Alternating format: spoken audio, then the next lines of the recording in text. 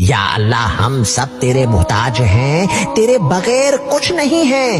اے رب ہمارے دلوں کے ہر زخم کو شفا دے، ہر ٹوٹی ہوئی امید کو جوڑ دے۔ یا اللہ ہمارے گناہوں کو معاف فرما، چاہے وہ کتنے ہی بڑے کیوں نہ ہوں، کیونکہ تیری رحمت ہمیشہ ہمارے گناہوں سے بڑی ہے۔